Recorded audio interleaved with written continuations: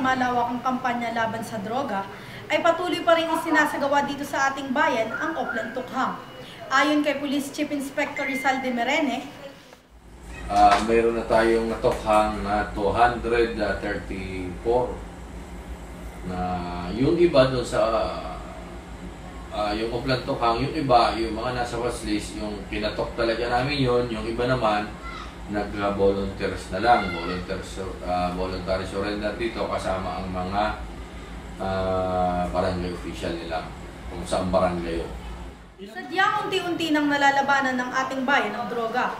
Ayon pa nga kay PCI Merene, malaki ang contribution ng LGU dahil talagang may memorandum pati kami galing sa taas. Ang LGU kapartner ng PNP. Dahil alam nyo, kami national, ang budget namin is maliit lang. Kaya support, talaga nahin kami ng suporta sa LGU. Katunayan yung 200 plus na yun kay Mayor na numpayan doon sa pavilion. Doon namin ginawa yan. laganap ngayon ang mga namamatay ukol na rin sa kampanya kontra droga. Kaya naman ang tanungin namin si Hepe Ukol dito, kaya namatayan, lumaban niya mga yan. Kasi kahit di naman dito, gagawin ko rin yan kung may manlalaban talaga na pusher, lalaban sa amin. Siyempre, kailangan rin naman namin lumaban dahil kami naman ang mamamatay.